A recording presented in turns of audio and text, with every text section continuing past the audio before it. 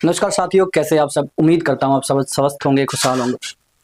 साथियों, आज विनय नरवाल को श्रद्धांजलि अर्पित कर दी गई।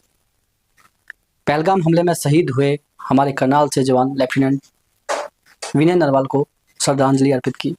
सबकी आंखें नम थी। तमाम नेतागण प्रदेश भर से, देश भर से तमाम लोग वहां पहुंचे। इस दौरान विनय नरवाल की पत्नी हिमांशी ने एक अनोखे तरीके से उन्हें सैल्यूट किया।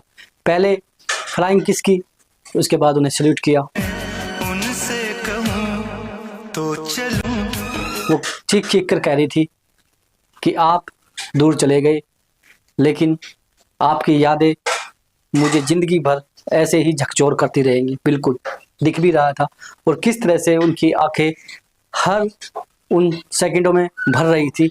चाहे कोई भी उनको दिलासा दे रहा था, यहाँ के परिवार के लोग, उनके ससुर जी स्वयं उनको जो है दिलासा दे रहे थे, लेकिन उनकी आंखें लगातार नम थी। विनय नरवाल को आज अंतिम श्रद्धांजलि दी गई। अंतिम दर्शन आज उनके हुए हैं। प्रदेश भर से लोग पहुंचे। आज करीब 12 दिन पहलगाम की घटना को हो चुके हैं, और इन 12 दिनों में जो देखा जा रहा है कि हमारे देश में लगातार फोर्स प्रयास कर रही है। सर्च ऑपरेशन चलाए गए हैं। सरकार अपने स्तर पर फोर्स को खुली छूट दे रखी है। वहीं पाकिस्तान पीओके पे एक्टिव है। उनको कहीं ना कहीं भय है कि हिंदुस्तान की तरफ से कभी भी किसी तरह का हमला हो सकता है, और शायद इसकी बानगी भी जल्द देखने को मिलेगी, क्योंकि प्रधानमंत्री जी और गृह मंत्री जी लगातार ये कहते भी आ रहे हैं। खैर, आज का जो विषय है वो यही है कि आज अंतिम श्रद्धांजलि, अंतिम दर्शन विनय नरवाल को के किए गए, और परिवार के अलावा तमाम लोग वहां मौजूद थे। क्या था पूरा वाकया, एक वीडियो में आपको दिखा रहा हूं कि किस तरह से पहलगाम में धर्म पूछकर गोली मारी गई। कलमा पढ़ाने की बात की गई, अगर जिसने कलमा नहीं पढ़ा उसको गोली मारी।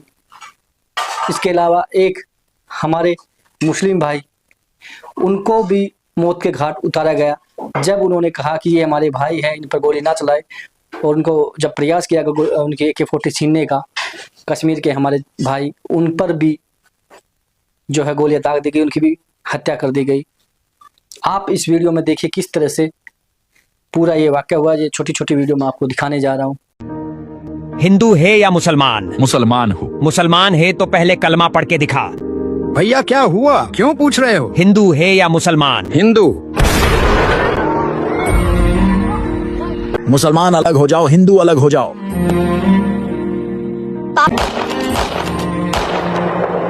ओ हीर मेरी तू हंसती रहे कि भरनम ना हो। मैं ये आदमी मुस्लिम नहीं है। जिस मुखड़े पे कभी उसका उजाला कम न।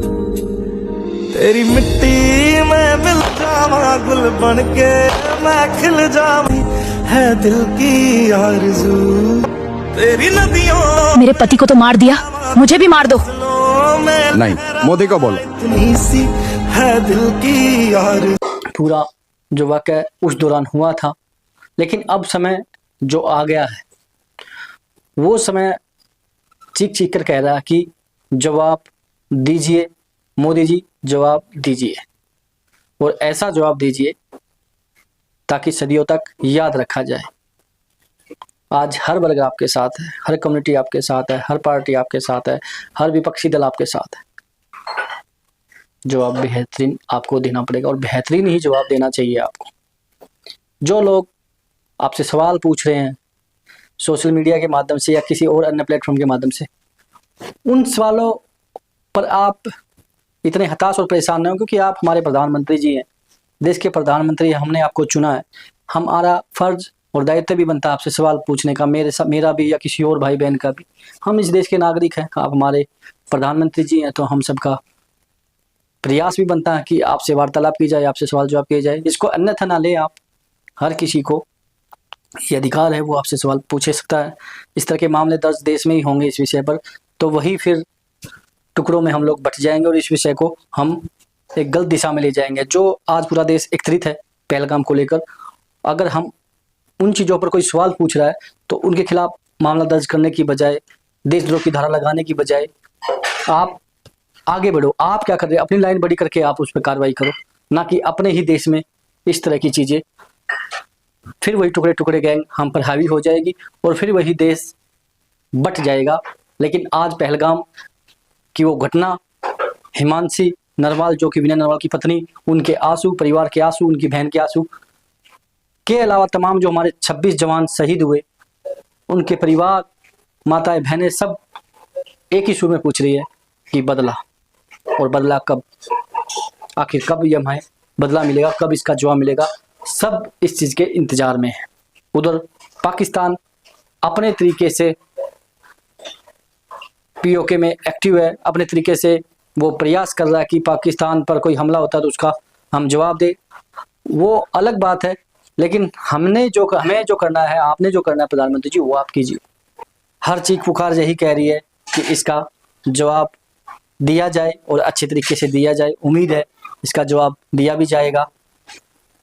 खैर, बाकी जो हमारे शहीद है वो हमेशा हमारे दिलों में जिंदा रहेंगे, लेकिन जो पीड़ित परिवार है उनके प्रति जो घोषणा की गई है तमाम प्रदेशों में सरकारों की तरफ से, उन पर तुरंत इम्प्लीमेंट करके उन परिवारों को वो आर्थिक राशि या नौकरी दी जाए, ताकि उनके थोड़े जख्म हैं उन पर थोड़ा मरहम लगे और उन्हें ये महसूस हो कि हमारी सरकार, हमारा देश हमारे साथ है। यही विनती और प्रार्थना हम आदरणीय प्रधानमंत्री जी से करते हैं और तमाम उन सरकारों के मुख्यमंत्री जो राज्य स्तरीय, जिन जिन राज्यों में हमारे जवान शहीद हुए हैं, जिन परिवारों में ये हानि पहुंची है, उन सभी परिवारों को जाकर उस राज्य के मुख्यमंत्री वो सभी घोषणाएं जो की गई है उनको जल्द से जल्द उनको दिया जाए, उनकी नौकरी उनको दी जाए परिवार के सदस्य को, ताकि वो थोड़े इस दुख की घड़ी में से बाहर निकले। और सबसे बड़ी बात, जो वो चिल्ला चिल्ला कर उनके आंसू कह रहे हैं कि उनके घर के जो चिराग बुझे हैं उनका बदला जरूर लीजिए।